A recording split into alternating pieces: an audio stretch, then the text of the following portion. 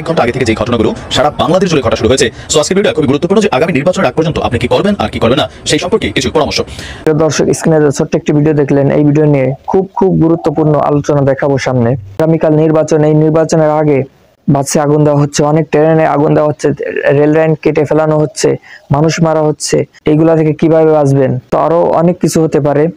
তো নির্বাচন শেষ না হওয়া পর্যন্ত আপনারা কিভাবে চলাফেরা করবেন যানবাহনে, সম্পূর্ণ আলোচনা ভিডিওতে দেখাবো। তো চলুন কথা না বাড়িয়ে আমরা স্ক্রিনে দেখি। আগামী 7ই জানুয়ারি বাংলাদেশে দ্বাদশ জাতীয় সংসদ নির্বাচন হতে যাচ্ছে।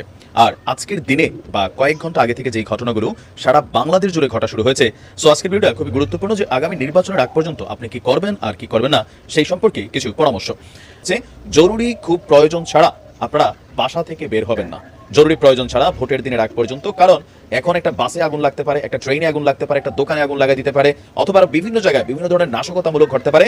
আর এই ঘটনাগুলো আপনি দেখবেন বেশিরভাগ সময় ঘটে যেখানে মানুষজন একত্রিত হয়। হতে পারে সেটা বাস, হতে পারে সেটা ট্রেন সহ আরো বিভিন্ন জায়গায়। যারা বাসে চড়ছেন রাতের বেলা একটু সচেতন থাকবেন, চোখ কান খোলা রাখবেন। আশেপাশে মাঝপথে আপনার সাথে যদি কোনো যাত্রী উঠে তাকে প্রয়োজনে বাসে থাকা যাত্রীরা চেক করেন তার সাথে কোনো ব্যাগ আছে কিনা, তার হাতে কোনো অন্যরকম সন্দেহমূলক কোনো কিছু আছে না। আর ড্রাইভার বা যারা বাসের হেল্পার কন্ট্রাক্টর আছেন, আপনাদের উদ্দেশ্য বলবো আপনারা বাসে প্রয়োজনীয় ফায়ার অক্সিডেন্ট যে সিস্টেমটা আছে সেটা একটা কিনে রাখেন ভাই। পাশাপাশি আপনারাও যাত্রীদেরকে গাড়িতে তোলার সময় তাদের সাথে থাকা ব্যাগেজ অথবা মানে বাসের নিচে যেখানে মালপত্র রাখার জন্য স্টক করার একটা জায়গা থাকে ডিক্কি, সেই জায়গাতেও যারা ব্যাগেজ ঢুকাচ্ছে সেখানে ব্যাগের মধ্যে অন্য কোনো ধরনের জিনিস আছে কিনা সেটাও একটু খেয়াল রাখবেন।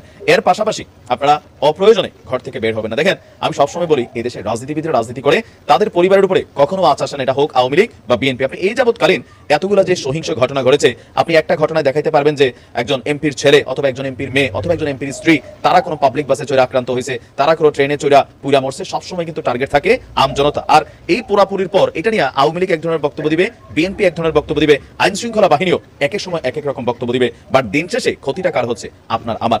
ভোটের দিন ভোট দিবেন, বাট ভোটের দিনের আগ পর্যন্ত যতটুকু পারেন জনসমাবেশ যে এলাকাগুলো আছে বা যেই মানে বাস ট্রাক অথবা যেই আছে গাড়ি টাড়ি এগুলোর থেকে একটু দূরত্বে থাকুন, নিরাপদে থাকুন। আর যারা এইসব ঘটনাগুলো ঘটান এগুলার শাস্তি ইনশাআল্লাহ বাংলার জমিনে একদিন হবে। আর এগুলার শাস্তি আল্লাহর পাকের কাছ থেকেও আপনারা পাবেন।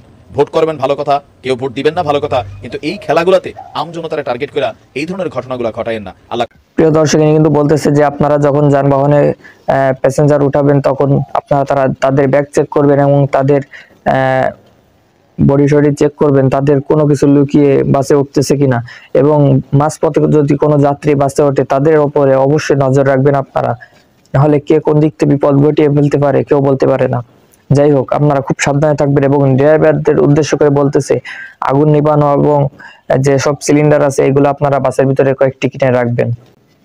প্রিয় দর্শক, ভিডিওটা যদি ভালো লেগে থাকে অবশ্যই একটি লাইক দিবেন। আপনারা যদি নতুন হয়ে থাকেন অবশ্যই চ্যানেলটি সাবস্ক্রাইব করবেন। ভালো থাকবেন, সুস্থ থাকবেন, দেখা হবে অন্য কোনো ভিডিওতে।